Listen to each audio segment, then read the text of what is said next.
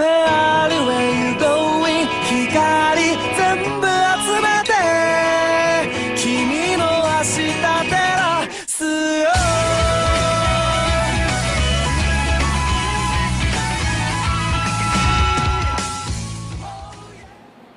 What is up, YouTube? This is the Adonis 003 coming at you with the latest fairy tale chapter review.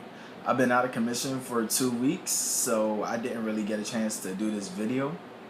Well, last week and the week before's video. And I had some free time, so I just thought that I might as well do it now while I have the chance before I forget. Okay, so this chapter is pretty much summing up or ending this current arc that we're in. It ends with Natsu inadvertently destroying the gate, and with the gate destroyed,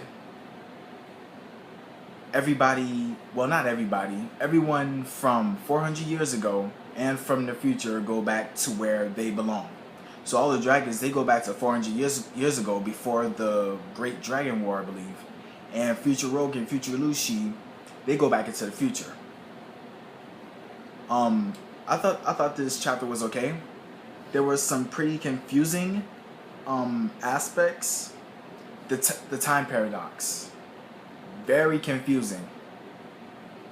I mean, destroying the gate that's in the present will eradicate everybody who's from the future 400 years ago? It doesn't make sense. Most time paradoxes I can get, like Dragon Ball Z. Dragon Ball Z's time paradox was confusing at first. But as I started watching more of the episodes, I actually understood what it was talking about. So that wasn't a problem for me anymore. But this, I went back over it over and over and over, but this time paradox makes no sense. So I'll try to review it. I'll try to go over it more, but I still don't. This time paradox doesn't make any real sense. I guess Hiroshima just wanted to try and find a way to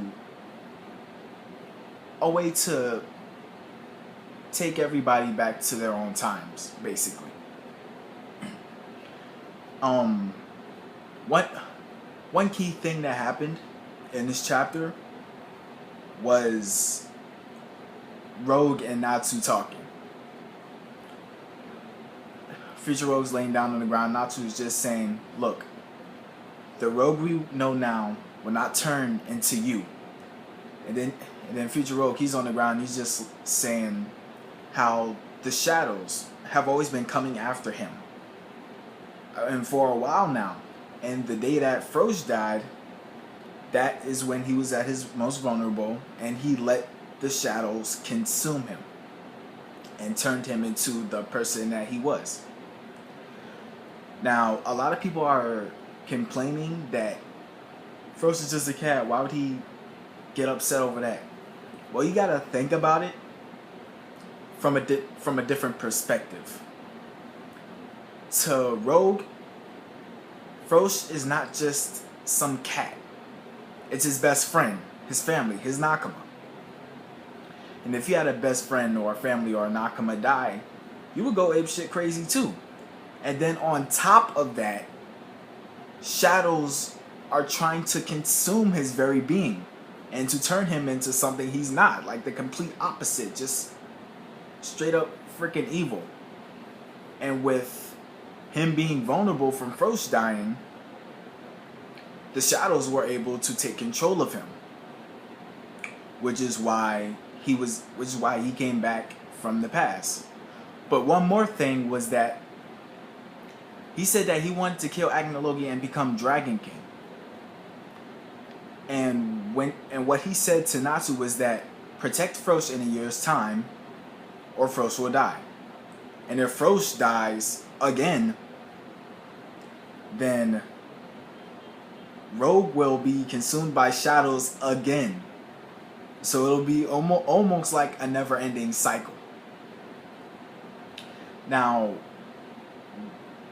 I believe that Acnologia will come in that year's time.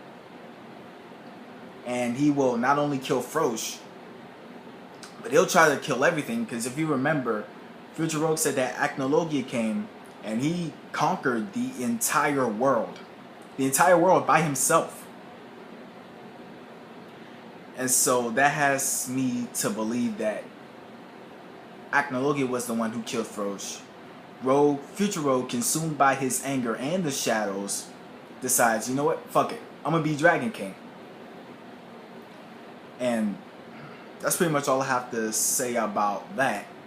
And the ending. Everybody's saying that the ending is cliche, but really, this is fairy tale. The ending of the chapter was a fairy tale ending. If you understand what I'm saying. It's like a fairy tale, you know, they live happily ever after, the end. Well, not the end of the series really, but you all get what I'm saying basically. If I'm right, this is all that I have for this review. Except for a few more things that I have to say. Next week and the week after, we will be getting 6 chapters. Next week will be 3 chapters. And the following week will be 3 chapters. And the one after that will be a special. Now what's so special about this is that I believe this is being done by Shonen Jump. And this has never happened before in Shonen Jump history. This has never happened. And then all of the pages are going to be colored also. And that's a big thing. And I would not have expected from this to come from Fairy Tail. Not saying that Fairy Tail sucks, but it's not as popular as other mangas. You would expect this to come from Naruto, to come from One Piece, Bleach, Hitman. Well, no, not Hitman Reborn. Hunter x Hunter. All of those are the popular manga, because I mean, especially for One Piece. One Piece is the #1 most popular manga in all of Japan, and probably even the freaking world. Possibly the world. So I would have expected that to come from One Piece, but I wasn't expecting it to come from Fairy Tail. So it came a bit of a shock to me. But I'm not complaining. I love it. I love the idea. And as far as I know, Akira Mashima had since January. So I'm pretty sure he has planned all of this out. I'm hoping that he's not going to troll us like he usually does.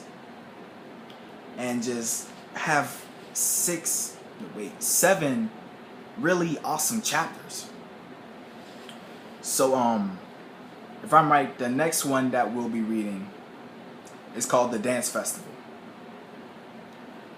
It doesn't sound that good, but I hope it does. It's probably just going to be like a comic relief type of thing from all of the action and stuff that we've gotten in this arc. So I'm just ready to read that. I'm ready for next Friday. So that's all for this review, guys. Like, rate, comment, subscribe, comment. Let me know what you think about this chapter. I'm signing out.